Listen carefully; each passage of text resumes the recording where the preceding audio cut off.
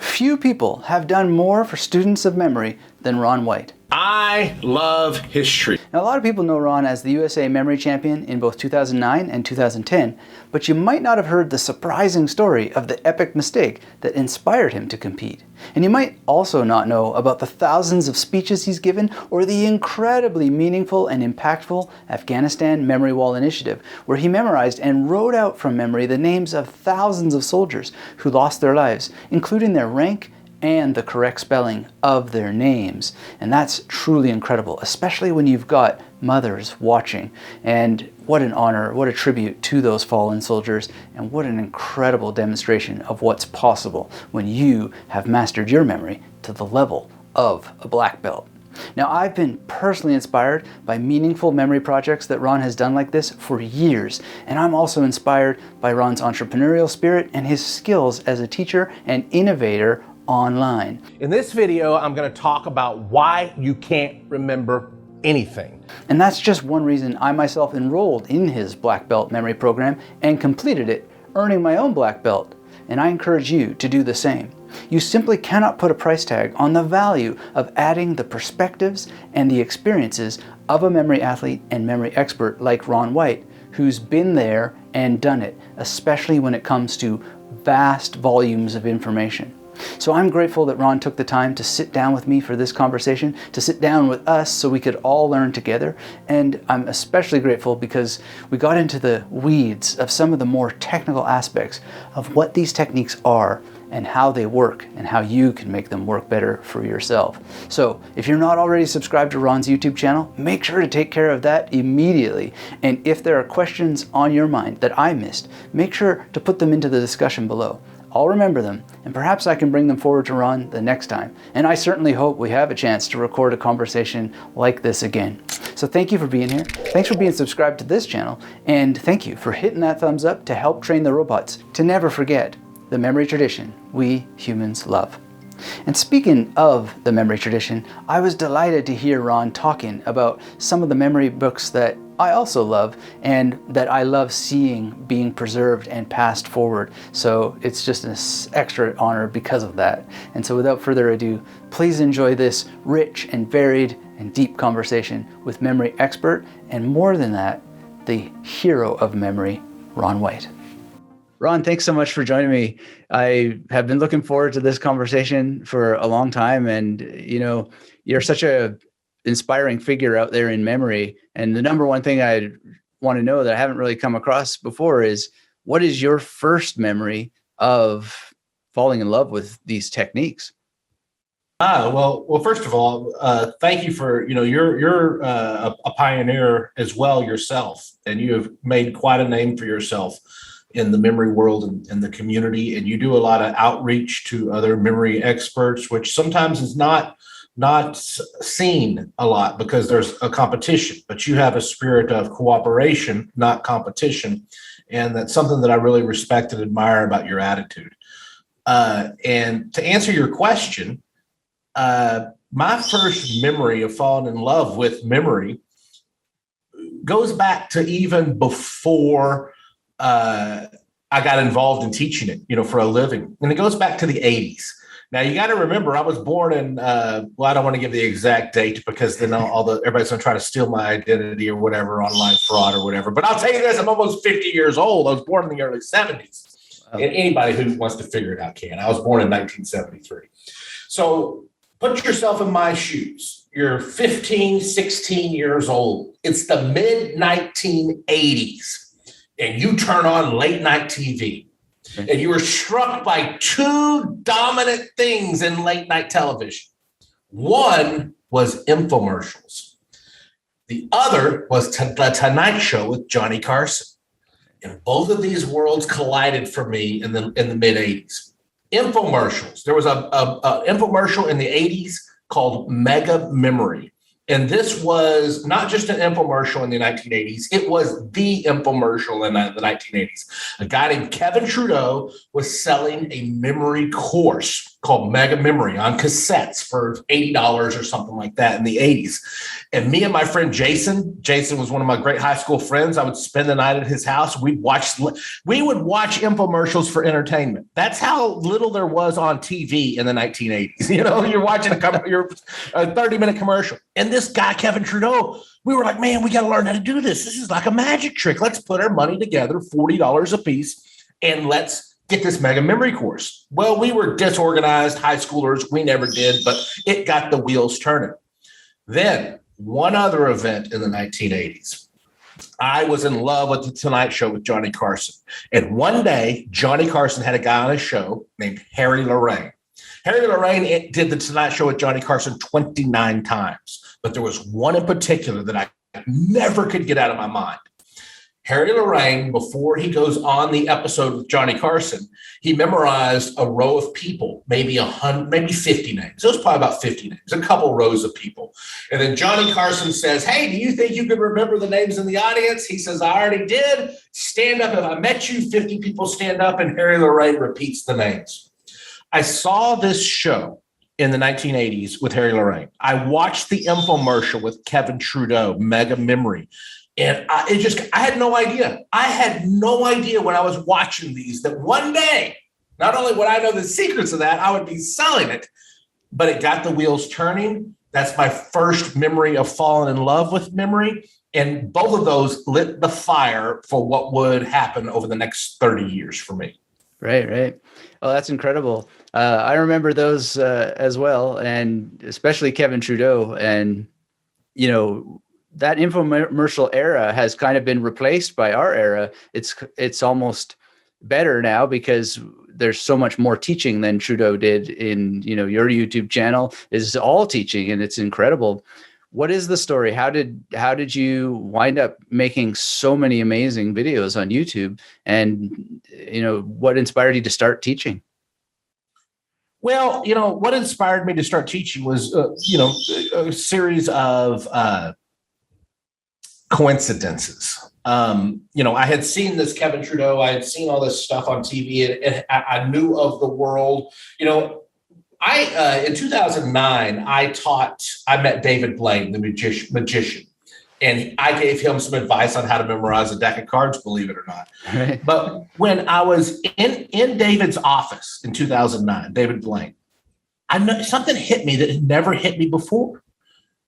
I explained to David, and I'm going to go back to your question, but I explained to David Blaine how to memorize a deck of cards using character action object, which you certainly know what that is. I have never in my life seen somebody pick it up so quickly. I explained it to him, and he said, oh, okay, I got it. So this. And I'm like, yeah, you're right. But nobody's ever got it that quickly. The reason David Blaine got it so quickly is because if you think about it, memory and magic, especially for the young guy, you know, which I was, is they're very similar. Guys who are interested in magic are often interested in memory. Harry Lorraine is equally well known for magic as he is memory. Chester Santos, the 2008 USA Memory Champion, is one of the greatest in-person magicians that's not famous that you'd ever want to meet. There are so many people, magic and memory. So I say all that to say this. I was intrigued at the age of 18 in this because it was like a magic trick, right? So here I am, 18 years old, intrigued by memory. I take a job as a telemarketer.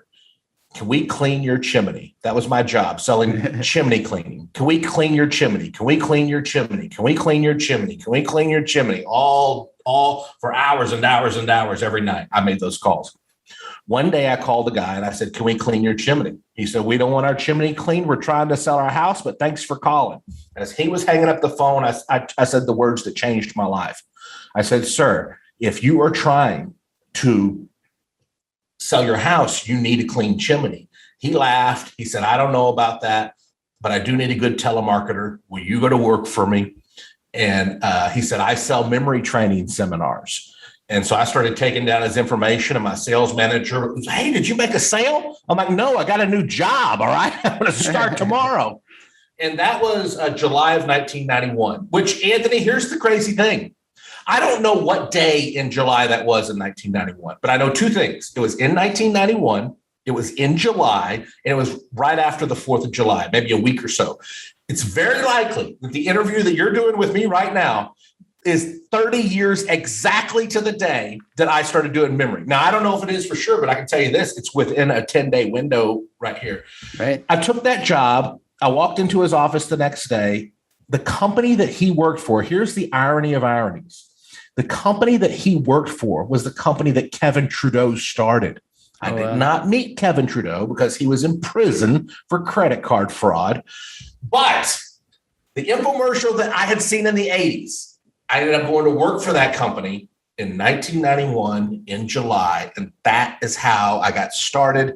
And then your other question, part 2 of that, was how did I get involved in YouTube? Just a fluke. It was just a fluke. It was 2006 around there. And a guy brought a camcorder to my speech. Right. And he said, "Hey, Ron, you know that thing you do where everybody stands up and you say their name? Why don't I record that?" And I'm like, "All right, cool." So he records it, me repeating all the names. I put it up on YouTube. It's the only place to put it in 2006. And there was a comedian back in 2006 named Ron White. So I put Ron White memorizing 80 names. That video got 300,000 views because everybody thought the comedian Ron White was memorizing views. It was a mistake, but it was a lucky mistake, and that kicked off my YouTube channel. Right. Well, those happy accidents are happy indeed. But you are a little hard to search sometimes because that comedian keeps coming up. Yeah, that's right. But his slogan is you can't fix stupid. My slogan is I fix stupid. Right. Well, indeed, that's what memory is all about. You mentioned magicians, and I'm glad that came up because I wanted to ask you just an observation that I have is it seems to me that people who are in service, such as police, firefighters, military, they seem to also really get these techniques quite quickly. And I hadn't even thought about magic, but I was going to ask you if you've had a similar sort of observation. And I know you have a military background as well. Is there something about the procedural training? So, for example, police officers would have some knowledge of guns that has become a procedural memory sort of activity, just to clean a gun or to be able to operate it correctly and know that they got a gun, not a taser, etc. Is there anything in your mind where there's a relationship to that kind of discipline, action, and then being able to just get the memory techniques faster and get them into operation? You know, I've never been asked that question in 30 years of doing this. And you're right, I do have a military background, and my dad was a police officer for 45 years. So I did about 15 years ago, I was hired by a security company actually to teach them how to remember faces, because, clearly that's something that's important. If there's somebody, a wanted criminal, and they see the face, they want to recognize them again. Now that, and this is not a canned answer, I'm just talking through this and working through this with you because I've never been asked the question. If law enforcement, if the military does gravitate quickly to memory training, perhaps it's because in all of those jobs, you have to be extremely focused. Right. When you're dealing with life and death situations, whether you're putting out a fire or whether you're dealing with a criminal or some military situation, it's times of intense focus. And these are probably professions that need to focus. They know how to tell their brain, okay, this is go time. You got to focus right now. And you got to be very focused to details, like Sherlock Holmes almost. Right. Sherlock Holmes could walk into a room, it's a fictional character, but he can walk into a room and, then walk out, and he was a detective. And I think to an extent, real life detectives, real life police officers have to do that. They have to be focused and they have to notice little bitty small details. So I don't know. This is just a guess, and that there's no standard, absolute 100 right answer on this because every police officer, every military person is different. But my guess would be if they do gravitate and pick up memory quickly, it's because they have been trained to focus. They have been trained to notice the smallest of details. And those two things right there, I believe, are foundational to memory: focus and the little details. The more details you can include in something in your memory, the stronger it's going to be. So that's just a guess. I don't know if there's a right or wrong answer here, but that would be my guess. Yeah, no, I think that's part of it. And I was just sort of curious. I mean, did they teach you anything, maybe not memory techniques, but learning how to learn when you went through the military, or do they just throw stuff at you?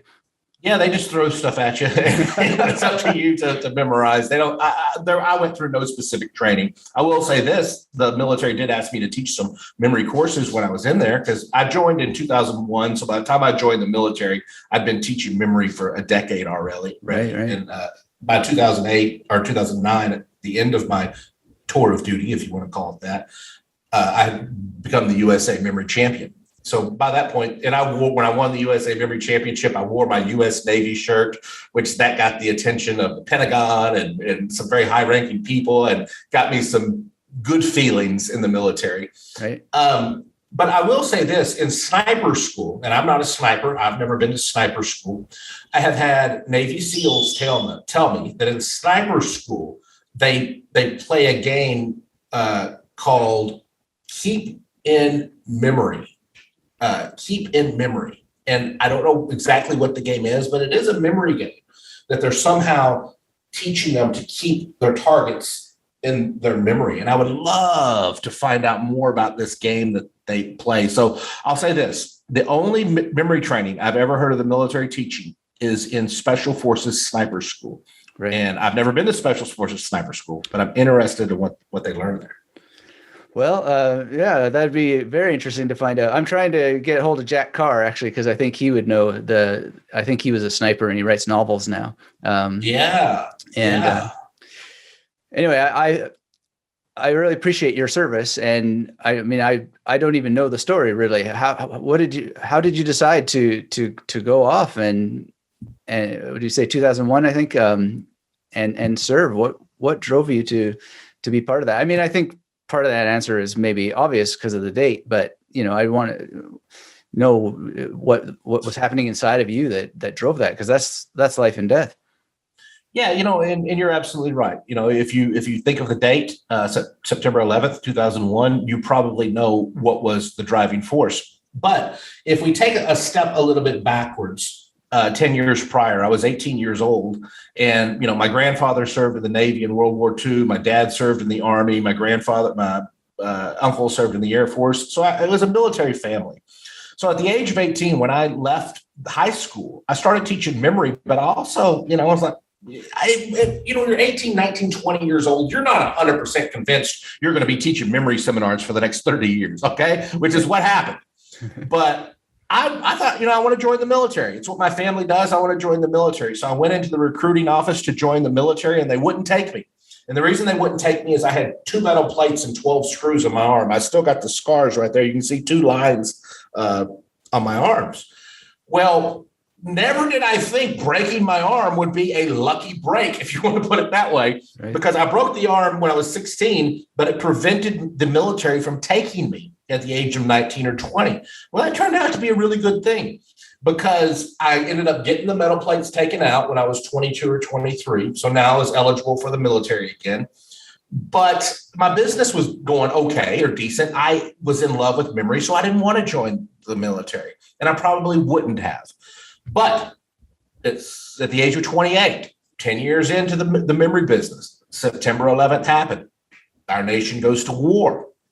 Being a guy who comes from a military family, and I had wanted to be in the military before, this was just a very easy, obvious decision for me. Now, I had 2 choices. I could go join full-time, go join the military, or I could join as a reservist. And what that means is I continue teaching memory 28 days a month, but 2 days of a month, I do a military service as a reservist.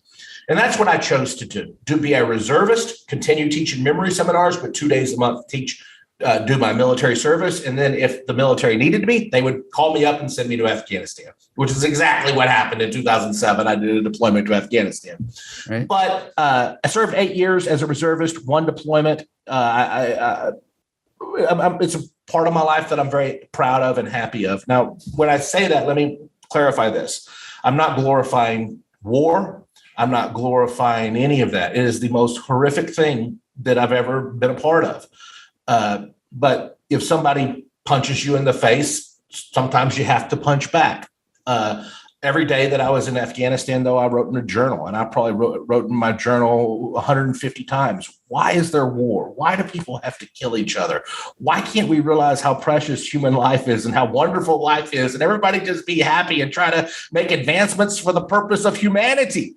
Right. So that's kind of my thought process on the whole thing. That's fascinating. What is it common to keep a journal amongst soldiers, or is that something you just did on your own accord? Yeah, I don't necessarily think it's common, at least not to the extent that I did it. I did it every single day. And I'm halfway through my tour. I had completed the journal, or I filled up one journal and I was starting the next. And I also was scheduled to go out on a convoy the next day. And the team that went out on the convoy that day died. They died in an explosion. So I knew very well that I may die the next day. Probably not. Odds are 99% no, I won't. But there was a 1% chance that I would. So I got my journals at that time and I mailed them back to my dad. I said, hey, keep these, just keep them. So they'll be there when I get back. And then, of course, I went on the convoy the next day. Nothing happened. And here I am. Right. But I did write the journals, and when I would complete a journal, I would mail it back just so my family would have a record of my time there. And I did that too because one day maybe I want to write a book, and I wanted to have notes to rely on, and those notes are still there 15 years later if I ever want to do it. Right. Oh, I hope you will. I mean, journaling is so incredible, and it has so much more immediacy if you do wind up revisiting it in book form. Do you still journal at all? Is it part of your memory practice?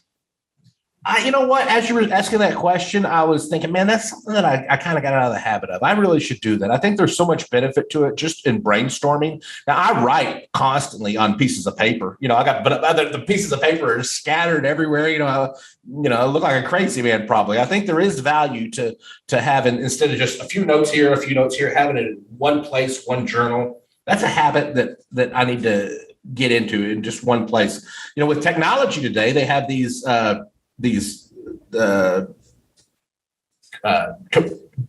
computerized journals. It's like a tablet or whatever, but it's just for journal. And I do write in that, and I have pages and pages in that. It's digital. It's kind of cool. You can print them out too. Yeah, I mean, there's so many possibilities for that. We've got different images going on here. You mentioned Sherlock at one point. We've got sort of the service person theme with officers and military. And then you mentioned, like a crazy man with paper all over the place. One of the perceptions that a lot of people have is, the people using memory techniques are super organized and always on. And I can, listen to you. And I think you said Jason at some point, and you deployed in 07 and so forth. And I can track this and memorize it if that's what I wanted to do. But there's also everyday life. So, how do we square that for people that, we're just normal people at the end of the day? We're not necessarily all on all the time. But yet at the same time, if we wanted to, we can. How do you sort of put that picture together where it's almost dual realities in some sense? Yeah, it is just, I think, a very common misconception, like you were saying. It could be one of the top myths of memory experts. It could be a whole show on it. But probably the top myth is hey, somebody comes up to me, hey, Anthony, what's my name? I don't know. Oh, come on, Anthony. I met you 4 years ago at a conference. There was 500 people there, and you told me you're a memory expert. It's been 5 years. What's my name? And you're like, it doesn't exactly work like that. If you had intentionally focused on him and gone through the process and reviewed it, boom, you could have called it up just no problem. But it takes work and it takes effort. Being a memory expert like you are and like I am, it's not natural it's not, I read a book by some writings by Cicero, and Cicero was very loved memory. And 2,000 years ago in some of his writings called Ad Horenum, which some say he didn't actually write it or not. Who knows? It's attributed to Cicero. Yeah. But he talked about two types of memory. He said there is natural memory and there is artificial memory. Natural memory is what I'm born with, is what you're born with. It's just what we all have naturally. Artificial memory is the memory systems, which you apply and you use. I think a misconception is that people think because we are memory experts that if I can't, Anthony, you can't remember where you put your keys. I thought you were a memory expert. Anthony, you can't remember if you turned off the stove or not. I thought you were a memory expert. It's not even the same thing. It's not even in the same ballpark. The analogy that I would like to use is, do you think you could book anybody, you, Anthony, or anybody could become fluent in Spanish? Oh, yeah, probably. If I spent 30 minutes a day for a year or two, I could become fluent in Spanish. Memory is just another language. You're becoming fluent in memory, just like you would become fluent in Spanish. It's not a gift. It's not a natural ability in the sense that anybody can become good at it. It's like throwing a baseball at a professional baseball player, and it hits the player in the side of the head. And you're like, why didn't you catch that? You're a professional baseball player. You get paid $10 million a year, and it just hit you in the side of the head. And the baseball player would be like, I wasn't looking. I didn't even know you were throwing me the ball. I wasn't even looking at it. Right. Just because he's a professional baseball player, he's not going to catch balls he's not looking at. Just because you're a memory expert doesn't mean you're going to catch everything in your memory that you're not focused on and looking at it.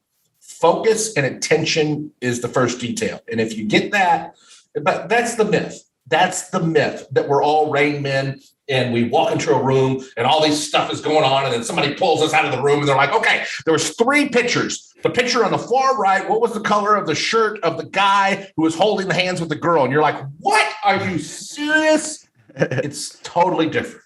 Right. Yeah, I'm glad you framed it that way.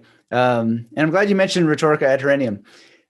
Maybe we can nerd out a little bit, because one thing that stuck out at me with that book, and I feel it comes up as a theme in Black Belt Memory, your course, is basically says in that book at some point that anybody who wants to memorize complicated stuff has to start with words. And, all kinds of people say, I want to be able to walk into that room and know the color of the shirt on the guy next to the palm tree or whatever in the back of the thing. And I always say, you got to start memorizing words and so forth, because if you can't memorize words, you can't memorize entire sentences, and you can't possibly remember all these details. And what do you think about it? What is it actually that we are memorizing?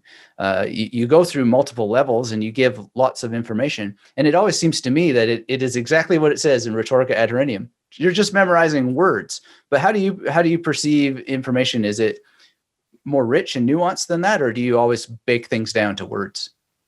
No, I think so. I think no matter what you're trying to memorize, whether you're trying to memorize Einstein's theory of relativity or all the concepts in it or whatever, or you're trying to memorize your favorite poem or a quote or whatever, you have to boil it down to words, I guess you could say, or main ideas that make up that entire thought, and then memorize the main ideas.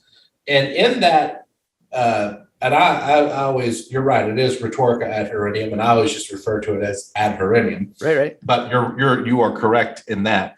In that writing, he talks about how to remember just like a list of 10 words, and he talks about the mind palace and putting the 10 spots around the room and memorizing it.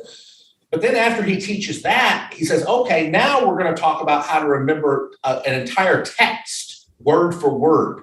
Mm. And this is where he brings in the natural memory.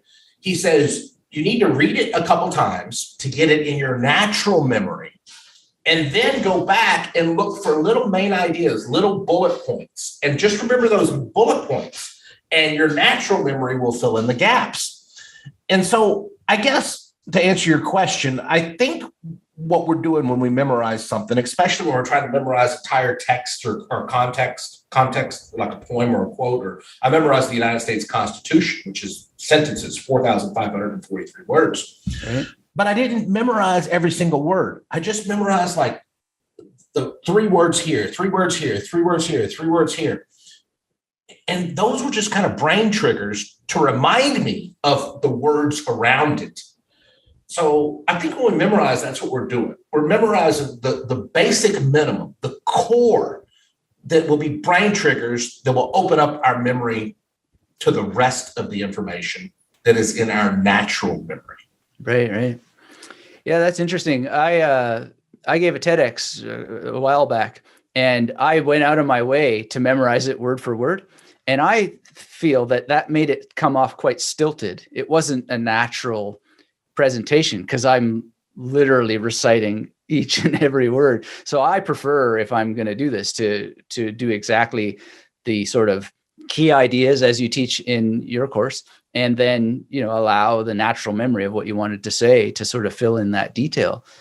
So I think that's another misperception. I did it on purpose because I wanted to have it as a teaching example. But at the end of the day, I think more natural speech is much more delightful to listen to based on bullet points. But that said, one thing I notice, like, for example, in your course, you have a section, I think the guy's name is Montel Williams, and it's sort of like an example. And those are very artificial environments, at least my imagination of them. And yet you come across so natural on all your TV spots and so forth. Do they require you to, sort of be aware of how they're shooting, what they're going to shoot, anything that you need to, be on for at particular times when you're doing TV spots? Because it seems like a very artificial environment to me, but maybe I'm just imagining it the wrong way. Yeah, no, it is an artificial environment. That TV spot that you were talking about, they had 15 or 20 people. Now, they told me in advance, hey, we're going to bring you here. There's going to be 15 or 20 or 25 people, whatever it was. They're going to say all their names, and you're going to go back and you're going to repeat all the names. But in general, whether I'm doing TV or whatever. Now, if it's a show like Stanley's Superhumans, they will say in advance, hey, this is what we're going to do. We're going to take you to Home Depot. You're going to memorize the prices of the products, and then we're going to test you on the prices. That little bit of information gives me, I can develop a memory strategy, right? Okay, this is how I'm going to use character action for the prices, like 1947, character action for two digits. Yeah. Or they'll say, okay, we're going to have 15 girls give you their phone numbers. There was another TV show I did. Okay. So I can develop a strategy.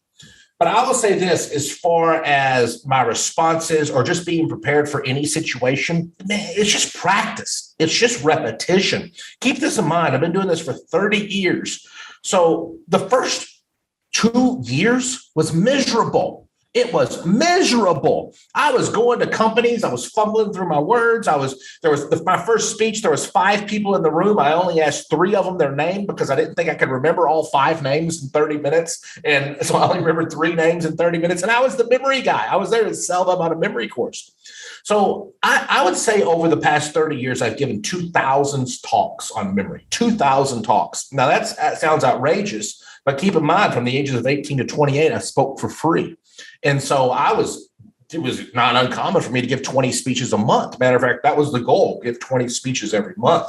Right. Here's the irony. The irony of irony. It's not the irony. It's not ironic. It's just crazy. Here's the crazy of crazies. The speech that I gave for 30 minutes over 1,000 times for free is the same speech now I get paid to give. I just perfected it.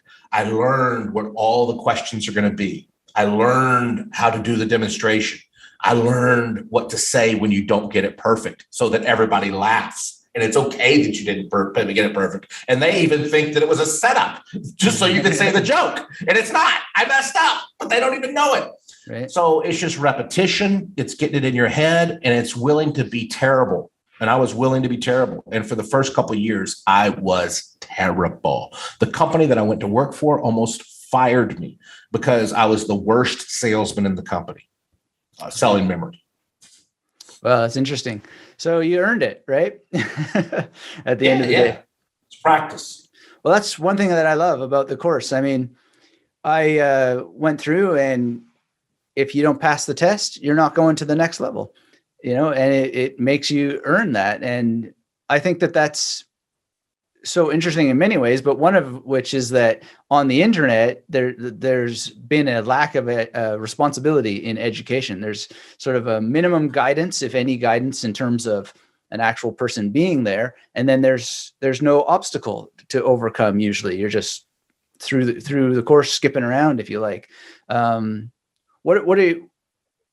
What's the story behind constructing the program that way, and what ideals do you have for what education should be, given the technology that we have to share with others our ideas? Yeah, technology is definitely changing education. What are you in? What country are you in? I want to say Israel. I'm in Australia right now. Australia. Okay. Yeah. So I don't know why I thought that. I know we have a mutual friend, Jonathan, who is in Israel. So maybe that's it. There's pictures of me in Israel. I saw that. I saw one of your videos on that. And I also saw your TEDx talk, I believe, was how to give speeches without notes. Was that your TEDx talk? No, that must be somebody else. Mine is it's called, I can't even remember the damn talk, but it's 2 questions two simple questions that remove negative thinking, or 2 easily remembered questions that remove negative thoughts, something like this. Well, I will tell you this: you do have a YouTube though on how to give speeches from memory or have speeches without notes, because I saw that thumbnail and I think I just said, oh, that was his TEDx talk. So I didn't. That was my thought process. You do have a video on that. Yeah, and it has the image of me giving a TEDx. Yes, that's. The thumbnail. That's the thumbnail. Okay. So I was right. Okay. I know. So let's go back to your question, though. The memory guy didn't forget your question. Technology. And so about 2015 or 16, I'm sitting around with, I don't know if you know Scott Flansburgh. He is known as the human calculator. Yep. You know him? I was sitting around with Scott Flansburgh, myself, and a guy who does jujitsu. And the guy who does jujitsu, he said, you know what? Paul Halmy, who is my jujitsu coach, he said, Paul Halmy is a black belt in jiu-jitsu. My friend then pointed to Scott Flansburgh, and he said, you are a black belt in math, which if you know Scott, he is. You could say 592 times 362, and he could tell you the answer before the calculator does.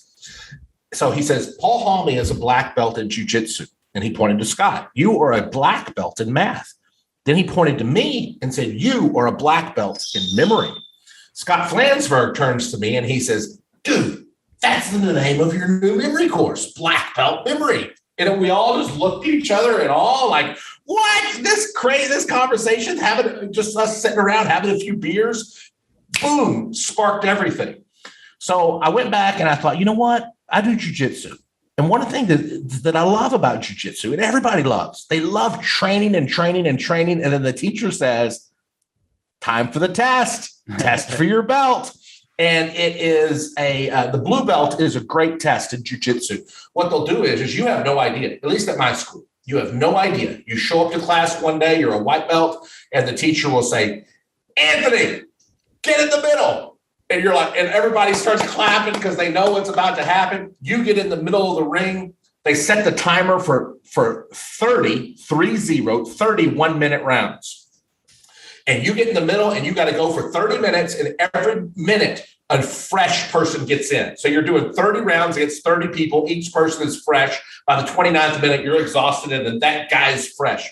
Here's the point. At the end, you get your blue belt. And I thought, wow, if I could duplicate this in memory where you learn something and then there's a test and you get a belt.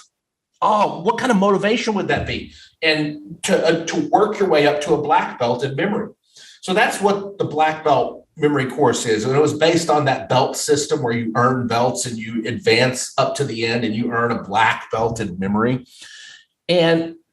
But to go just in general answering your question, I think the reason that works in education is because we are, as humans, we do like recognition, and we like respect, and we like to be acknowledged for our achievement. And so to get a badge or a belt, even on Facebook, they'll give you, hey, you get a badge because you're the most frequent commenter in this group or whatever. Humans like that. They like recognition. They like feeling, oh, I did something and I'm getting acknowledged for it. So I think that number one, humans like recognition, but also here's something very important. Humans like recognition only if they earned it. Now, they may take it if it wasn't earned, and they may take it if they cheated, but deep down inside, it doesn't give the same feeling of I earned it, and now I'm getting respect for it and acknowledgement for it. Right. So I think that is what I'm trying to model. And I think if more people did, now I hope I'm not asking any of my memory competition other than you, Anthony. You're not competition, we're competitors. Right. But I don't want any of you else of you doing this. The belt idea is mine. I'm just kidding. I'm just joking. You get the idea here. So that's my answer on that, on education and why that works. And I do think online education is opening up a whole new world to where anybody can have access to it. No, I love that thinking. And I mean, thanks for the story behind that, because I thought a lot about that, and my background is I went to university and they said, here are your prerequisites, but other than that, you're on your own. And then I went and did a MA and a PhD, and they just always said, well, what do you want to study? And I participated in, what I was supposed to do. They did tell me to do certain things and et cetera. It still had a rank, you don't get a PhD if you don't pass, that sort of thing, but it was so much more fluid. And so I've lacked a little bit of that. And so I never really understood it till I went through your course. And I was like, I get it, because I did have exactly that feeling of, well, I have to go through this test again because I somehow didn't get a right answer there. And that process itself helped deepen the experience and the memory of things from your course, which one question I have is, this is nerdy stuff, but I love some of the stories behind things. The whole idea of having a body memory palace that is numerically linked to the major and, has the sky, or I sort of translated it in my head as space, but nonetheless, it comes down to S for zero. And then it's just it just seems to me the most brilliant way of almost tricking someone to learn the major by having, your top BT and 2 being N for your nose and that sort of stuff. Is that something that just spontaneously came to you, or is there a history behind that? Or you were in Australia on the beach and you just thought there's the sky and there's the sand and worked it out? I'm just kind of curious if there's a story behind that. There is a story behind that. And it's a story I can't say that I've ever told publicly. But and I'll tell you the story. But speaking of being Scott Flansburgh, the guy I mentioned before, and speaking of Australia and being on a beach, I tagged in once. I'm sitting here, or Scott Flansburgh tagged in once on Facebook. I'm sitting here on St. Kilda Beach, relaxing, whatever, having a beverage, and I'm like, I looked at Facebook and I'm like, are you kidding me? I'm 10 minutes from there. The wonders of Facebook, the wonders of technology. How would I have known that he was 10 miles from me in Australia had not been for Facebook? So I sent him a message. I'm like, dude, this was 2009. We had never met. And we've been friends for years. But I said, dude, I'm right there. Let's go meet for the first time in person. And we went and we met, and the wonders of technology. So here's the story, though, for the major system. The major system is every digit has a sound assigned to it. 0 is sa, 1 is ta, 2 is na, 3 is ma, 4 is ra, 5 is la, 6 is cha, 7 is ka, 8 is fa, and 9 is ba. Well, that is something that has been originated a couple hundred years ago. The earliest writings I've found of it were from a German memory expert, and I found that in an old memory book. So the major system is certainly not anything that I came up with, and you know that. Yeah. It is, and it's not something that you came up with or any modern person did. We're all just using it. But when I went to work for Kevin Trudeau, I got to give the credit to him. He actually had the idea of using the body to trick you into learning the memory system. However, I didn't want to just take his idea because it's his course. You know what I'm saying? But in his course, he uses the body. His number 1 is toes, top. Right. His number 2 is knees. His number 3 is your leg, but he had to call it muscle because 3 is M. His 4 is rear. His 5 is lungs. His 6 is your shoulders. His 7 is your collar. 8 is face. 9 is the point, and 10 is the ceiling. So I thought, okay, well, I'm gonna, I'm not working for Kevin Trudeau anymore. I'm gonna start my own company. I love that idea of the body, but I can't use that because that's his. You can't. He didn't come up with the major system. He didn't come up with the body, but that way is his. Right. So I was 22 years old, I guess. I was at a Holiday Inn in Fort Worth, Texas. I don't drink alcohol anymore. I haven't had a drink in 19 months, but I was having a drink back then. I was sitting there, 22-year-old drinking. Like, what can I do? And then I thought, just do it the other way of the body. Do it the other way. Start at the top and go down. And I said, number 1 is top. That's it. So I need an N. I'm like, I need an N. I'm like, oh my God, that's perfect nose. I need an M. Oh, that's perfect mouth. I need an R. Oh, that's perfect ribs. I need an L. Do you want to use lungs? No, Kevin Trudeau used lungs. Use the liver. Then I'm like, 6 is joint. Oh my God, this is like so perfect. 7 was kneecap because I needed a cup. Then I'm like, okay, 8 is foot. And I'm like, what can I do? Foot? I'm like, no, you don't want to do foot because then that puts you at 8 already. You need something before foot. And I'm like, oh, the 2 bones in your leg, tibia and fibula. So fibula, 9, ball, and 10, I made it the sand or the ground. I later went back and added 0 is the ceiling. And here's the reason, the logic behind that is because we needed a sound for 0. 0 is sa. But if I just made prior, Kevin Trudeau had made number 10 the sa sound, which I ended up doing as well. But I thought it made sense to have a 0 for sa. So that was new to me, or new to both Kevin and I, at making a spot for 0. Right. So that's the story of it. It was an idea modified from Kevin Trudeau that I changed and made it my own, which that's really all we're all doing anyways. We're making it our own. None of us came up with the memory palace. None of us came up with the major system. None of us came up with the PEG system. It has been around hundreds and thousands of years. So that's the story behind it. Yeah, I'm glad you mentioned that because my memory of Kevin Trudeau is at the beginning of Mega Memory in the book version. He has this list of the guys who taught him memory. And if you go and look at some of those names, then you'll see that they had memory products during his era when, he was a kid or whatever. And he just lists them in the acknowledgements right at the beginning, which I think is always an important thing to do.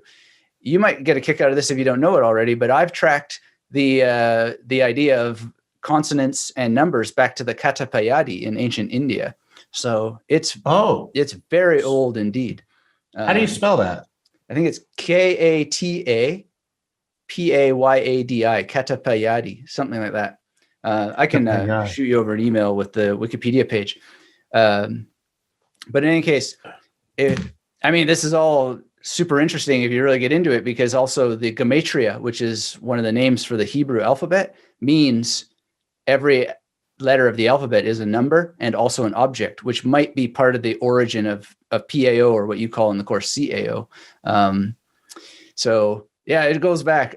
We are sort of all passing a tradition forward in some sense, and then because we make it our own, then it is better able to transfer to other people because they see the modification that the individual makes. But yeah,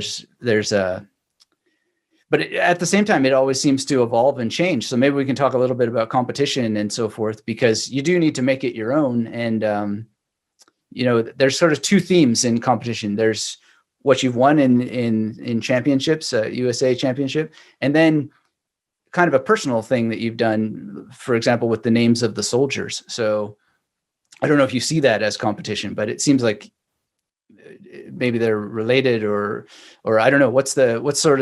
How do you think about competition? Is it a recognition thing? And in terms of recognizing others, that seems like it has a bit of a competitive element, just simply in terms of challenging yourself, competing with yourself, maybe for their Yeah, honor. I think it is.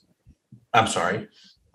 I just meant for their honor taking on a challenge in some sense. I don't know if there's, I'm just asking, are they linked in any sense? Yeah, I think so.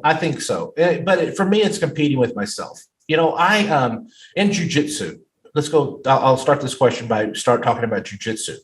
When I was and you get 4 stripes on a belt, and then you get the next belt. Right. So 4 stripes on a blue belt means you're on the verge of getting your purple belt. Your purple belt will be next. Well, when I was a 4-stripe blue belt, I had left my belt in the car, and the sun had made the tape of my stripes lose its stickiness, and they fell off. And I had 1 stripe in my blue belt, but I didn't care. When I walked in that class, everybody was seeing 1 stripe in my blue belt. Everybody was thinking he's a 1-stripe blue belt. I wasn't trying to be deceptive. I wasn't trying to trick them and, they're going to think I'm not as good as I am. And then when we go against each other, I'll be better and I'll have the advantage. It wasn't any of that. The whole thought process was, I don't care. I got that 4th stripe on my blue belt for me. That's why I did it. And regardless of what my belt says, I know I have it. Well, I went up to class for 2 months that way before my teacher ever looked at me, and he goes, Ron, where are your other stripes? I'm the one who gave you those. I know you're a 4th stripe. I said, they fell off. He's like, he went and he got them and he put them back on. But that was a moment for me where I realized, you know what? I do know humans like acknowledgement, but I personally am just driven by, do I know that I did it? I don't have my USA Memory Championship trophies out really anywhere visible. And I'm not trying to hide it. I'm not trying to be falsely humble. I know I was the USA Memory Champion. And other people who see the trophy might not even know what it means. So who cares? Now, when I get my new house and I build my new house, I probably will put them out just because I'll have more room or whatever. But here's the point. I've always been driven by personal achievement and by personal recognition more than the recognition of others. With that said, in 2009, 2001, I had a blunder, and it was a huge blunder, but it lit a fire in me. Here's the blunder. It was March of 2001.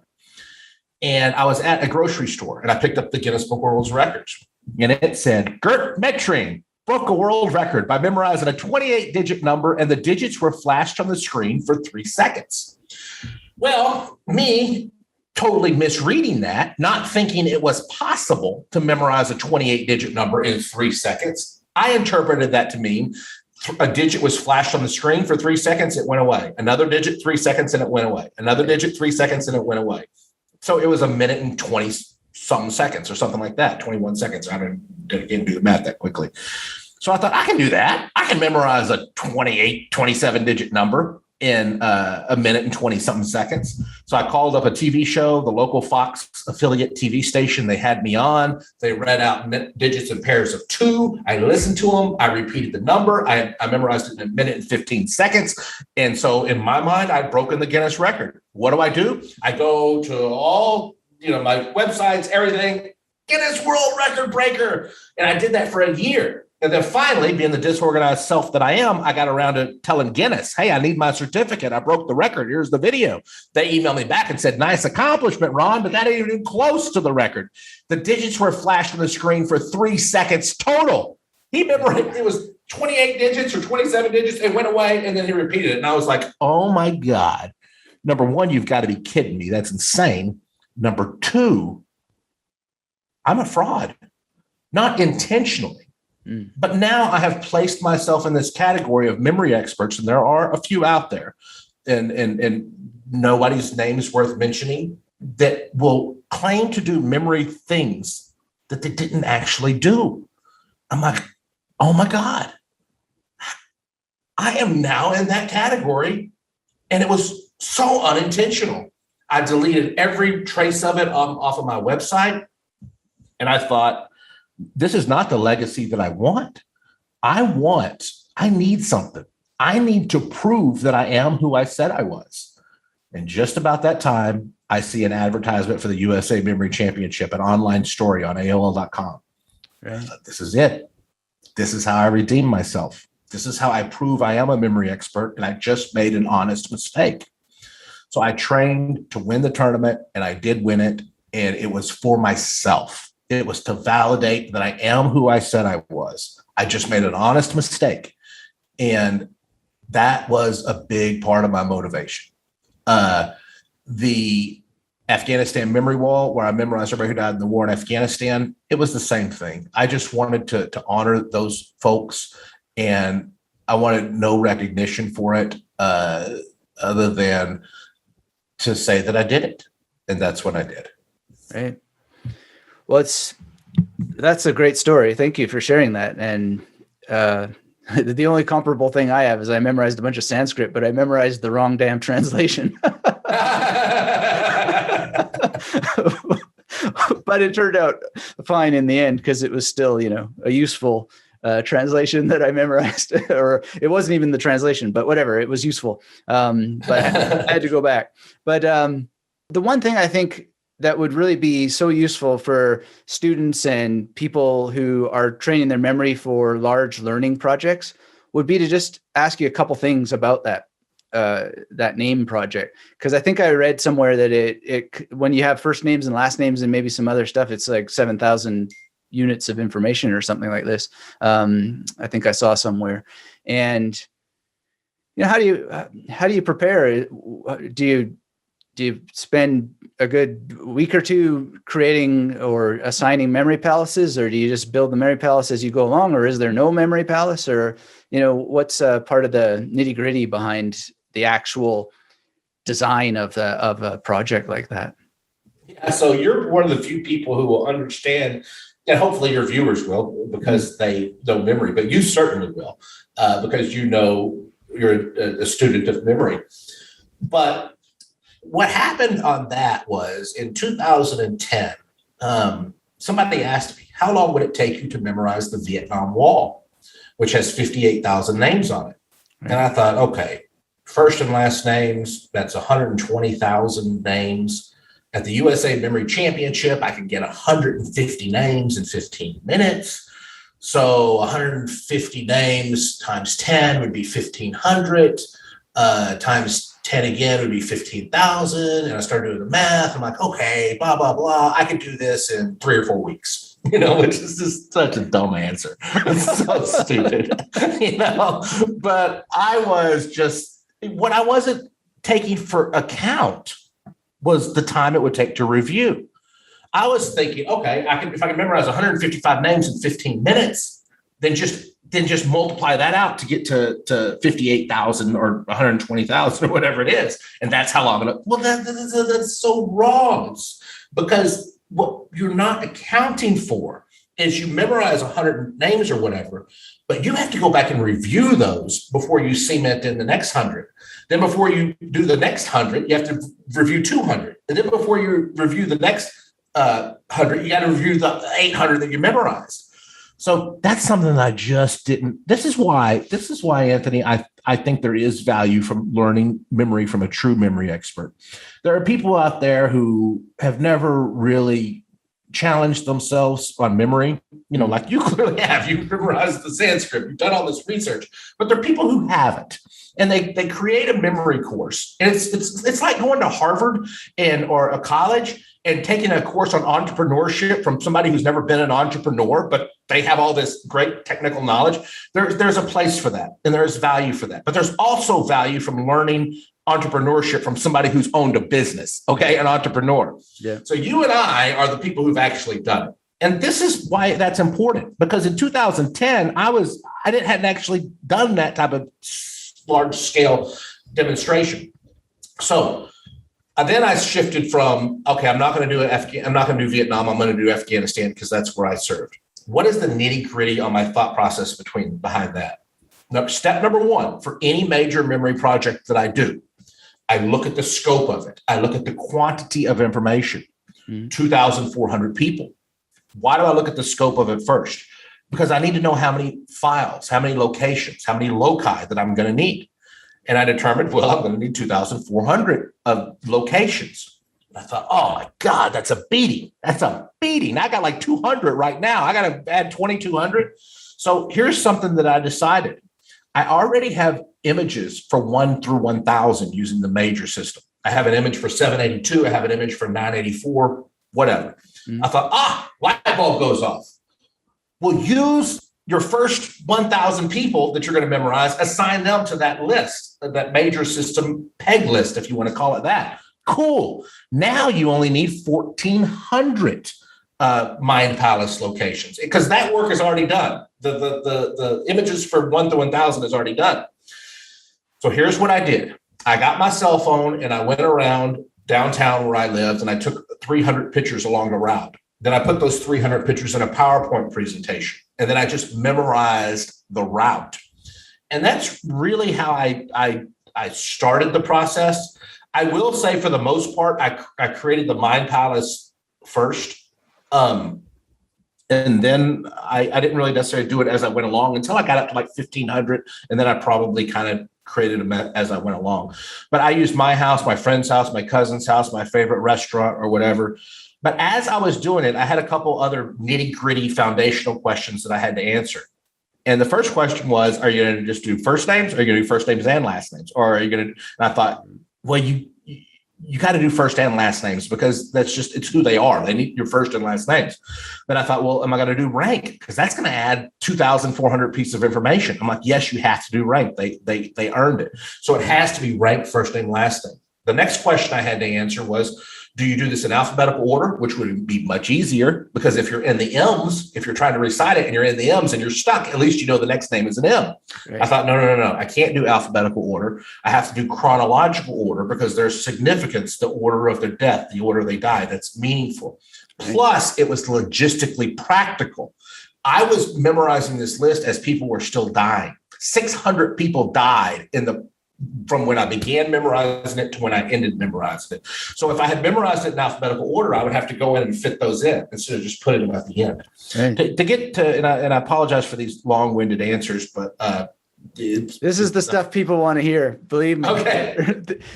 If you have the time, this is the stuff that nobody gets to hear, outside of programs like we put together. So if you're willing to do it, I mean, I've got more questions. No. I'm happy to. I just sometimes I get self-conscious that I'm talking too much. I you know what I'm saying? No, not at all. Just let me know if it's too much time. No, it's not. We're great. So, as far as the Afghanistan memory wall, I had a couple problems to tackle. The first problem was I need 2,400 locations. Well, I'll use the peg list, the major system. That's going to help me with that. The next one was I still need more, so I'm going to map out my town. The final obstacle that I say that I would have on that was the spelling.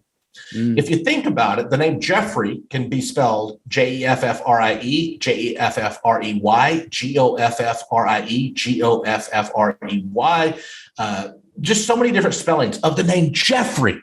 Yeah. And here's the thing. I didn't want to be writing out all these names on a wall and somebody said, oh, my son's name is on that wall. I'm going to stand here for 2 hours until you write his name. And then I write out the son's name and I misspelled the son's name. That was not acceptable. So I had to come up with memory tricks to memorize spelling. Jeffrey, Jeffrey, I would imagine every chef is a Jeff for me. But if he spelled it Jeffrey, I would imagine him in an ER bed, an ER in the hospital. If it was Jeffrie, I don't know why, but I imagine French fries. Makes sense. I don't know. Made sense to me at the time. Right now, I can't for the life of me figure out why I did that. But I had to come up with tricks just for spelling. Spelling is without question the most difficult part of that process. And I will say this, two interesting things that I noticed, that I learned about memory because of the Afghanistan memory wall that I did not know before. And this is why I think it's beneficial to learn from not just a college professor teaching entrepreneurship, but from an entrepreneur. Yeah. Two things that I learned was it took me twice as long to memorize the first 1,000 as it did the next 1,400. So what I'm saying is when I was memorizing with the peg list, the peg of the 782, the numbers, it took me twice as long. And I'm like, why did it take me twice as long? And the conclusion I came to is when you're thinking, okay, my picture for 224 is onion rings. You're having to start at the number 224, then you're having to translate it to onion rings, and then you attach the image to that. When you're using the Mind Palace, you can just look around a room. Boom, boom, boom, boom, boom, boom. So not only was I able to memorize twice as fast using the Mind Palace versus the peg list technique, when I am doing the actual writing of the wall, it takes 11 hours total to write out the entire wall. I can write out the second half twice as fast as I can write out the first half. Because in the decoding process, you're having to do that too. You're having to go 224. Okay, it was onion rings. What was on the onion rings? Where you're using the Mind Palace, you're just like, as fast as you can write, you're just looking around the locations. Right. So that was the first thing that I learned from the Afghanistan memory wall. The second thing that I learned was, and I mentioned that when I started this 10-minute dialogue each year, the second thing I learned was I did not account for review. Review was the missing part of the equation that I didn't factor in when I began the project. When I had memorized the first 900 people, sometimes I would spend days reviewing before I would add the next 50. And then I would sometimes I would spend weeks just in the review process, adding no new data. So the review is the next thing that I didn't account for. And the last thing that I'll say on this, and then I'll stop my soliloquy here, is in December of 2012, I had it done. I basically had it, and I was going to write it out 2 months later. So I got these dry erase boards in my office, and I would write it out. And I would spend about 3 hours writing out a third of it. And then I would get the notebook, and I would go and check, and I would check my errors. I was averaging 8 to 10% errors. Oh, no, that is not good. If a mom is standing there and she's waiting for you to write her son's name and you misspell it. So I would look at the errors, and then I would circle the errors on the board, circle the errors in my notebook. And Johannes Malo, who competes in the World Memory Championships, he's a world memory champion. He told me something in 2009 that really stuck in my brain. He says, if I want to memorize 400 digits in 5 minutes, he said, I will go for 400 digits, figure out where the errors are, and just work to reduce the errors. Right. I implemented that philosophy. I just looked at what I missed. All my errors were misspelling errors or messing up a rank, but it was pretty much right. So I thought, okay, you got 9% errors. You're misspelling his name, her name. Look at it and figure out why you misspelled it and create a memory trick to remember how to spell that name. Okay. Then I would write it out again, and I was at 7% errors. Then I would write it out again, and I was at 4% errors. And I just worked to correct the errors. When I actually wrote it out, February 28th, 2013, I wrote it all out, and then the next day I went back and checked my work. I made 7 errors total out of 7,000 words. It was a 0.0 whatever percent error rate.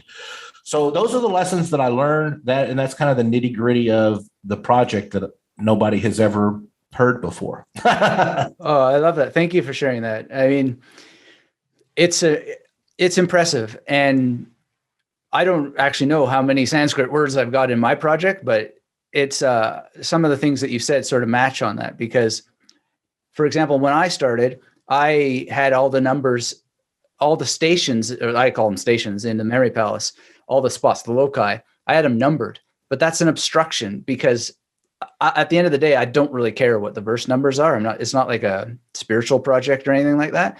But then, you have to think, okay, so station 5, I got Sal from Dog Day Afternoon there. And, you just don't need it at the end of the day. So it's just like a direct sort of thing. But one question I do have about that, though, is have you thought about or experimented with or ever played around with, imagine you have like a 00 to 99 along lockers in a high school, and you, on the left side, you have a 00 to 99 row of lockers. So, your 50 is in basically the center.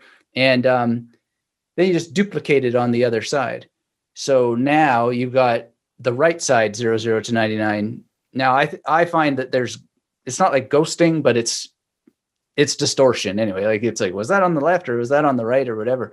But another way that I haven't done yet, but I'm thinking of is a male 00 to 99 versus a female 00 to 99, and just completely build two new ones. One is a male character list and the other is a female one. And then try to do that along a single hallway, because then theoretically hallway A has female and male 00 to 99. Hallway B has the same thing, but hallway B is not hallway A. So they should distinguish each other enough that I could theoretically in a high school with 2 levels that has, X amount of areas can have a double 00 to 99 PAO reduplicated again. Now, this is all theoretical. I haven't tested it, but I just wonder if you've ever played around with that kind of stuff or, have any thoughts about it as a strategy. Well, I would have questions about it. Now, so 00 to 99 are the lockers. And inside the lockers, you're going to put a character for a person, a man or a woman, or no? But that's 2 different. Are you combining the 2 into one system, or are those 2 different systems? What is inside the lockers? Here's the reason I'm asking the question. Yeah. If you have 99 lockers and it's in a hallway, and you're going to use locker 1, locker 2, locker 3, locker 4 as locations to store data, do the lockers look identical? Because if they look identical, what is going to distinguish locker 2 from locker 27 in your memory? Is that where you put in the people, or what's going on there? Well, that's where the this is where the discussion about memory can get really interesting, because I don't see things in my mind at all. Right? Okay. And Lynn Kelly, I don't know if you know her. She apparently doesn't either. There's a thing called aphantasia, which is lack of a mind's eye. So this is a feeling. It's like a spatial separation. And I wouldn't put anything inside of a locker, and I never put anything inside of memory palaces either, because inside of what? It's just a concept. So, I mean, this can sound like kind of weird, but if we do a Sanskrit thing, what I technically do, even though I don't see it, is I write from the top to the bottom. So it's like Chittameva Mahadosham, Chittameva Hi Balakaha, Chittameva Mahatmayam, that sort of thing, right? And so I'll have like Chet from the Hardy Boys, and then he'll come down, but he's not in the Mary Palace. And if there was a locker there, I would have him in front of the locker, like just hovering in space. And so the space is like a reference point. So in the locker model, and technically it would be 100 lockers, because 00 counts as 1. It counts as 0. But anyway, Yes. And I use Dr. Zeus for that, or I'll use Thomas Zaz, depending. So in front of it, it would be never inside of it, although that'd be a good idea. It's just that to me, it's not necessary. I would just have it hovering in front of it, not on the ground. No, it's almost like hanging from the ceiling. It's part of the reason why I call this magnetic memory method, because it's like a magnet causes it has repulsion and attraction at the same time, that just kind of has it floating there. So would you, using my language, because you're familiar with my teaching, or would you consider this? You said you had this character, and I don't know TV as well as you do. So what was the character's name? Zeus or Dr. Zeus or Tom Zaz? Sorry. Yeah, you said something in Sanskrit. You had somebody. Chet from Hardy Boys.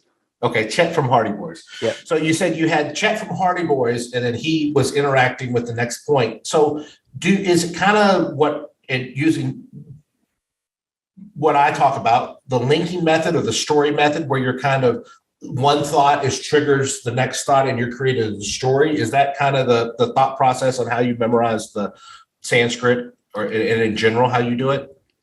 Well, this is where I find it, I almost have to ask you, because as I understand file, this is where I don't want to confuse people, because I want people to just get your course. But the file, as I understand it, is can be 2 things. It can be just that you have some sort of image that's a sort of stock image that stands for either that first station in the memory palace, or it stands for a number, which you then interact with the thing you don't know. So you said, I think your friend name was Jason, right? So yes. If I didn't do it this way, but if I had a number of names, the file would be, let's say, Billy the Kid or something like this, whatever, if that was what I called that file. And then I would have Jason getting shot by Billy the Kid just to help me remember that my first person I met was Jason. Is that basically understanding what a file is in your way of thinking of things? Yeah. So yeah, it is. So let's use the room behind you there. Yep. Behind you, you have all these books or whatever, and let's imagine that each one of those was a folder. And inside of each one of those folders was, you had the A folder, the B folder, the C folder, the D folder. You would put, you would file information away. And so a year from now, you would need the Anthony file. So you would go to the A folder on that bookshelf, you'd pull it off, and there would be all the information on Anthony. It's a filing system. That would be a filing system behind you. If we took all those files off the floor and threw them on the floor and the files were up to your waist, the data is still there. It's in that room, but it's going to take you a lot longer to get to the data. So in our memory, we need to create files in our brain, which is essentially just something that a known quantity that you can attach what you don't know to. So when you want to go back and get the information that you don't know, you go back to what you know, and it's attached there.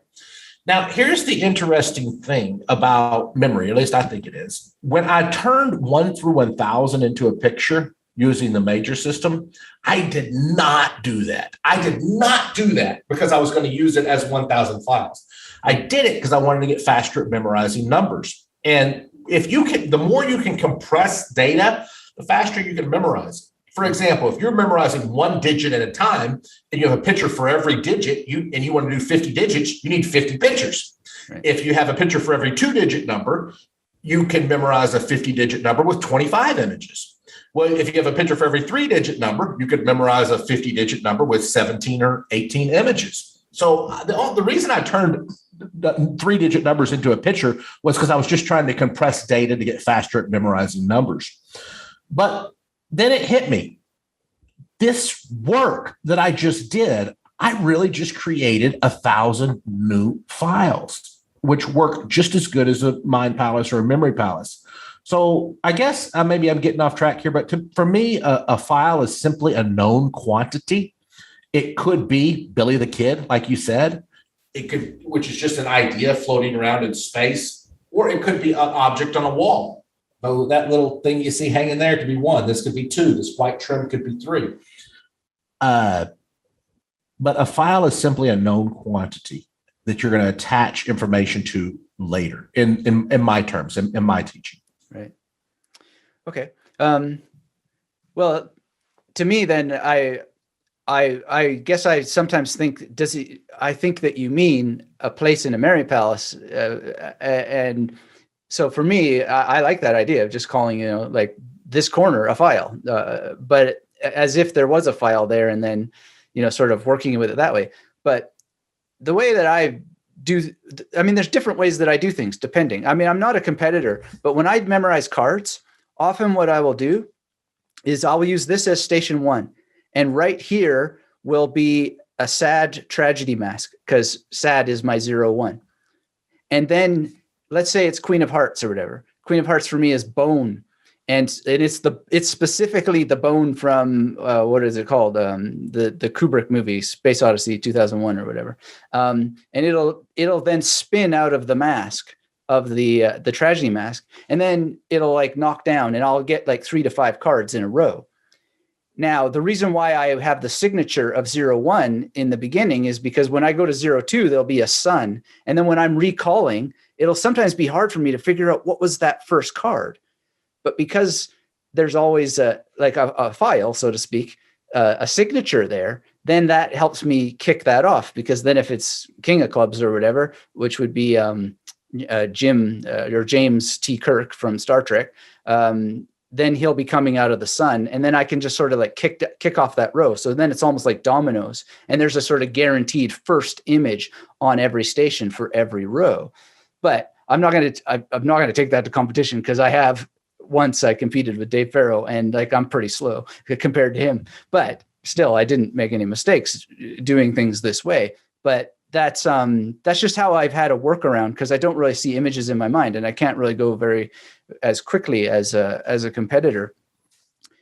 And I know that sounds weird. I'm talking about images that I don't see in my mind, but that's just sort of how I've rigged it. And it's almost like a gravity thing, because it pushes down, and so it's like a story, but it's got this logic because this happens to that because it's underneath it, and the downward pressure helps it. So that's an example of where if we were to do it now in a linear session or a formation, we would have 00 to 99. We know that there's 100 lockers here. And so we would just progress, but I wouldn't put stuff in the locker. It would just be that each locker has that signature, and it's almost a sound thing. So, 4 is going to be Sartre, the philosopher, because S and R, Sartre, etc. And 99 is going to be the Pope, not the guy in Italy, but the singer from the band Ghost. That's okay. But it could be either of those things. The thing that I confuse myself with sometimes is I'll have multiple figures for a 00 to 99, which is why I thought maybe a gender thing would work out. Although nowadays we got more than 2 genders, I guess. But nonetheless, just as a way of trying it. And like I said, it's a bit speculative. I haven't actually tried it, but it came to mind when you were describing your Afghanistan wall project. That if you were going to use files or pre-figured out, now I'm talking too long, but no, you're not at all. If you were going to use pre-figured out numbers to help you know what the number was, how would it work in your mind if you were to just double them somehow, or even quadruple them in a space?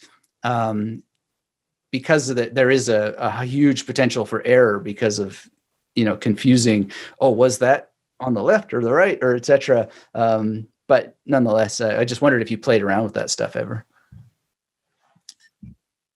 Well, I don't know if I have exactly like that, but let me repeat it and see if I'm following you correctly. So your 0, 1 is, what'd you say, sit or no, Sid? Sid. It's sad, and then sad.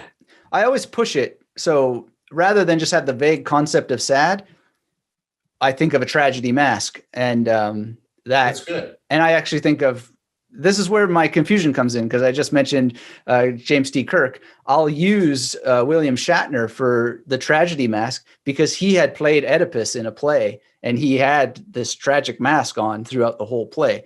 But it doesn't confuse me, but sometimes it could confuse me, because then I think, which James T. Kirk is it now? Is it the guy with the tragedy mask, or is it William Shatner? Anyway, but yeah, 01. Sorry, my excitement is taking off here. 01 is sad. Yes. No, that's good. Now, do you use James T. Kirk for any other numbers or digits?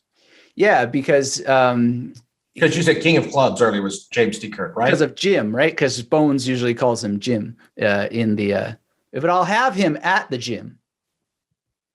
And so King of Clubs is I guess 62 in the system. Or sorry, it's 63. Right, 63. So, okay, which is crazy. Well, no, it's crazy because that's my 63 as well. So I'm wondering, did we arrive at the same conclusion on how to create images for cards? What was your thought process, and when did you do this? Because I'm just curious. Because here's my thought process.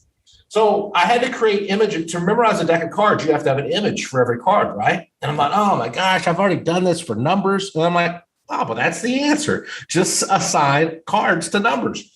The hearts will be 22 to 34. The hearts is 22 to 34. The spades are the diamonds are 22 to 44.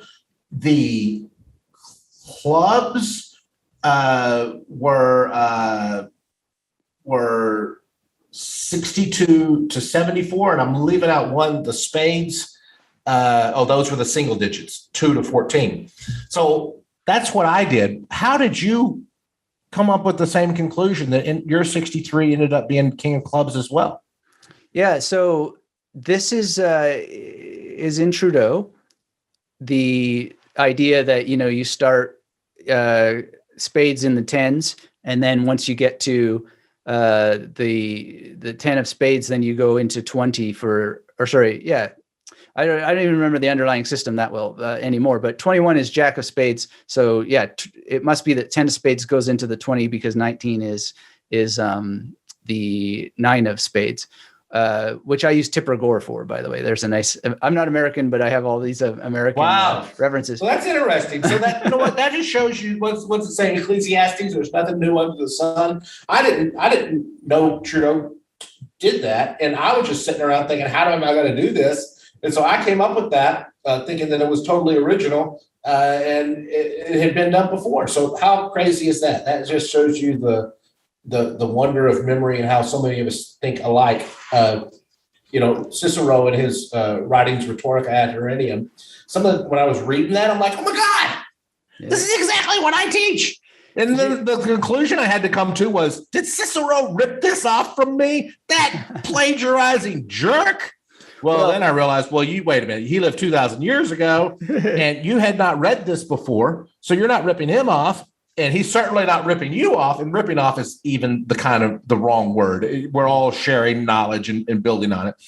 But the conclusion came to me. What he's saying is true. And any person, and I can't think of an example right now, but what he is saying in this writing is true. Any person who truly applies memory and goes through trial and error is going to wind up at the same conclusions or similar conclusions, which is the reason that what he is teaching is so similar to what you are teaching, even though you haven't read his teaching, because you both actually practiced it and both actually put it into practice and came to the same conclusions independently 2,000 years apart. Yeah.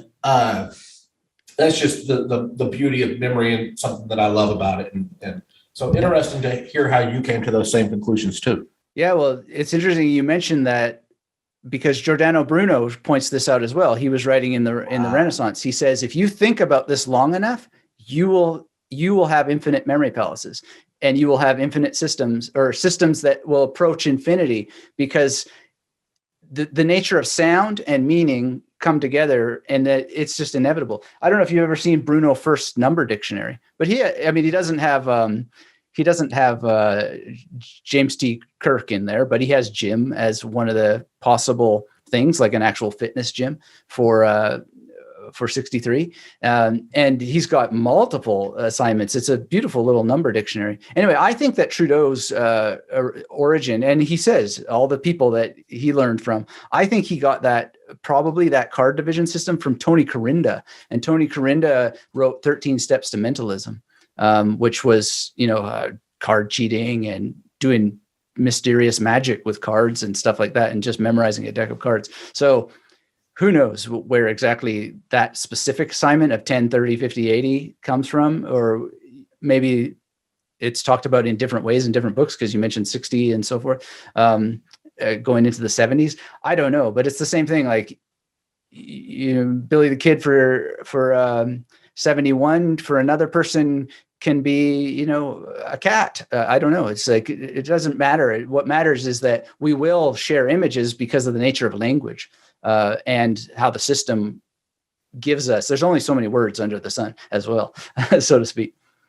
And so only so many common words. And because, matter of fact, just now when you were saying 71 might be Billy the Kid, which is in my system, so I know that's why you use that example. But as you were pausing and trying to think of another possible 71, you know what I was thinking in my mind? Cat. He's going to say cat. And it's not that I'm a mind reader or anything, but it is common for 71. It's kind of like the thing where if you, and this is probably not going to, here, let me do this on a sheet of paper here, just so we'll see how well this works here. Okay. I want you to think, I just wrote down a number on a piece of paper. Now, I'm not a mentalist. I'm not a magician. This may not work at all. Okay. But it's going to illustrate a point here. Maybe, maybe not. I want you to think of a number, a two-digit number between 1 and 50, where both of the digits are odd. Both of the digits are odd numbers. And tell me what number you just came up with. The first one that comes to mind is 11. But 51 51 came up, and 11. between 1 and 50. So 11 and then what was the next? Sorry. You said 1 and 50. So you want me to come up with another one? Yeah, because it's not working so far. I'm not a mentalist either. They have to be both odd. 13. Okay, all right. So it's not working. Right. So here's the point. I wrote down 35. You know what? A high percentage of people are going to say 35, and clearly you've got a unique mind or whatever, so it doesn't work that way. But here's the point. Our minds just seem to be all naturally drawn to stuff. And I think when people create images, that clearly didn't work. Okay. But if you do that 100 times, I bet 50% of the people would say 33, 35, or 37, a number in one of those three in the 30s. Yep. But here's the point. And when you think about it, there's really not that many choices. It has to be in the teens, 11, 15, 17, 19, or in the 30s. Okay. Yeah. So you just went the other direction. Here's the point that I'm getting at. You're right. Our answers are always so similar. I can tell you're a student of memory and old memory books too. I am too. It's just the most fascinating thing for me to read a book that was written 300 years ago, and they're talking about the same memory challenges and coming to the same conclusions. I'm like, oh my God, the human brain has not changed hardly at all in the last 1,000 years or 2,000 years or whatever. Right. We're having the same conclusions. And I think our brains are naturally drawn to 72 being cat or whatever, just because it's a simple word. And most people's objects are simple words. Right. Yeah, that's, for me, the best thing has been to always say, well, which cat? And then, or which sad mask or whatever. And that's helped me a lot just because I'm not particularly visual. But, we can noodle all day on the intricacies of all this, but I guess our shared passion at the end of the day is not just the techniques, but also getting other people to use them. So as we wind this up, and I thank you so much for such a great conversation and the opportunity to learn more about your history with this and how you think about everything. Is there one question that you have that you wish people asked more often? Not necessarily in the interview setting, although that applies, but just, what's the thing that people just aren't asking themselves about memory that you wish they would ask more often? If you have anything like that comes to mind. I don't know if there is, I don't know. That's my honest answer. I don't know if there is a question that I would wish people knew, but I would think that something that I would like to say, there's a story of Albert Einstein, and I'm gonna mess this up, but a young girl came to him and said, I am having trouble with my math homework. And his answer was something to the extent of, whatever your troubles with math are, I assure you mine are so much, I have so much bigger problems too. He wasn't trying to diminish her. He was just trying to say, hey, this is a struggle for me. I want to identify with you on this. And I think the biggest, and it's not necessarily a question, but a misconception about me, my biggest life struggle, my biggest, not just memory struggle, my biggest life struggle is my brain. I struggle with brain fog to an extreme amount, where I will go weeks, if not months, getting nothing done for months. Brain fog, anxiety plays a role in that. When the anxiety peaks up, my brain fog clouds up. When people see me memorizing a deck of cards or doing these memory demonstrations, yes, it's a tribute to the memory system. It's a tribute to the discipline it takes to sit down and do it. But what they're missing is I am battling so much against brain fog and anxiety, and I'm battling against my brain. And I would just say to everybody listening to this, if you struggle with something like brain fog to an extreme amount, where I do, when I was in my 20s, my electricity would get turned off 3 or 4 times a year because I was just laying on my couch, crippled with brain fog and anxiety, and didn't get anything done in my life. So I went through some very dark periods in my life. And to those people, I would say, if you're looking at me as a hero of, and I don't mean hero, that's the wrong word. If you're looking at me as somebody you are aspiring to be because you want to have a phenomenal memory, and you think that I was gifted with something, my struggles to get here are extreme, and they are daily. Every day I am doing this bottled water. I'm taking omega-3s. I'm taking vitamins to try to give my brain healthy, just so I can focus.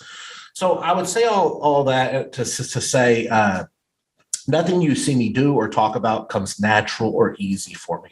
It would have been much easier for me to take a construction job or something that I didn't have to engage my brain, because my brain is sometimes my worst enemy.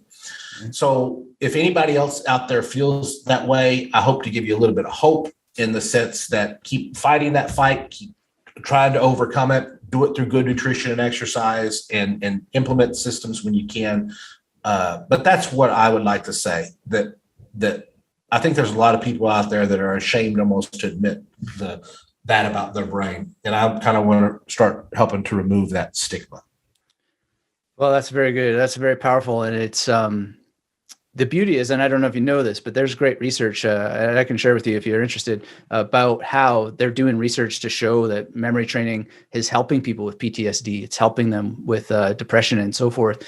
And I also know you are a hero, and I just would publicly acknowledge this, because the thing that we're not talking about is all the work and all the mental stuff that goes on with the teaching and the putting out so many YouTube videos. I mean, it is astonishing the amount that you've done. And I don't think, people even have a clue what goes into all that. And on top of that, you got all your TV spots that you've done, the competitions you've done, the Afghanistan Wall Project, etc. Like, it's truly awesome in that sense of, we owe you awe. And so I feel really honored that you took the time to spend with us today to let us know more about it. And I think hero is exactly the word. So thank you so much for everything that you do. It was a careless slip of the tongue, but I appreciate what you just said. That means a lot to me, and thank you very much. I appreciate your attitude of cooperation, not competition, and you are a true student of memory. I have seen your YouTubes. I have seen your. I watched the one where you were in Israel, and I have had students of mine refer to your teachings on how to use the Mind Palace to learn languages, and so I've known of you for a while now, and you are very polite and courteous and respectful in all of our dialogues, and you're a true student. You invested in my memory course. That also takes some humility. I do the same. I want to learn from other people, but there's, some people can be like, I know it all. I don't need to learn new things. So I appreciate your attitude.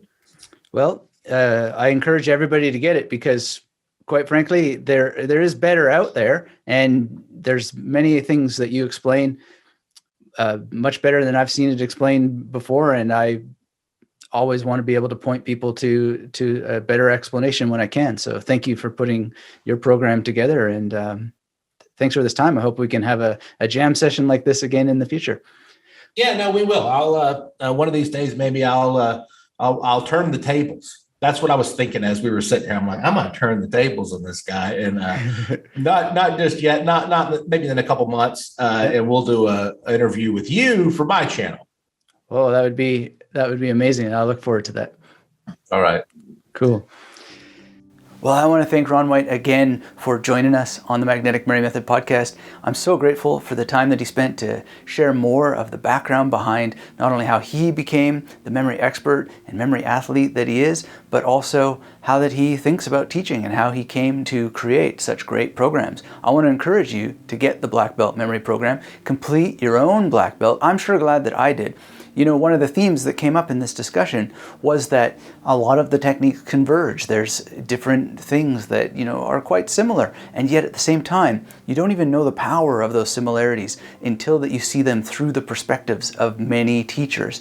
And so I'm just so grateful that he's done what he's done, and just the astonishing amount of free content that he's put out on YouTube as well. But we all know we need to earn our knowledge. And so Black Belt Memory is a really genius program for that. And I really did have to earn it because you have to complete certain exercises, and it's just wonderful. And they help you see things from a perspective and in a way that I'd never seen them before. So it's just been an extraordinary experience, and I'm so grateful to be able to follow it up with a conversation with Ron White. So many, many thanks. And thanks to you for making this interview possible. Many people have asked me over the years to interview Ron White, and you know, it's just been a dream of mine personally to be able to speak with him because I've been so inspired by all that he's done, and both in terms of being a great teacher, being a great user of memory techniques, but also just a great producer of educational content, and his thinking and his productivity is so inspiring, and I learn a lot from him. So it was wonderful to be able to have this discussion. Now, just as a last note, he mentioned old memory books, and I just wanted to mention that I have permission to read On the Shadows of the Ideas from this particular edition, which is the John Michael Greer translation. And so that's going to be coming up on this channel soon. So that's also coming from your support of this channel. So thank you for being a subscriber. Thank you for being a channel member if you are, and if you're not and you want to support it, by all means, you can find that with the join button below. But above all, I want you to also become a fan of Ron White, who is also a lover of the ancient memory books, and it really shows in his knowledge of the techniques as we saw today. So make sure you go and get subscribed to Ron White's channel as well if you haven't already, and go check out Black Belt Memory because it comes with knowledge of the tradition, and we all know how important it is to know the history of the memory techniques and bring them forward. So Ron is a hero and a champion in that regard as well. So thank you again for the view. Thank you for being part of the Magnetic Memory Method family and all memory families. Show support to those people who are out there teaching and help us keep this great tradition alive, including the old dusty memory books like On the Shadows of the Ideas and Rhetorica ad Herenium. It is one thing that is almost certainly going to be very, very important and useful to humanity as we go forward, as it always has been in terms of helping us survive. So thanks again, and until we speak again, keep yourself magnetic.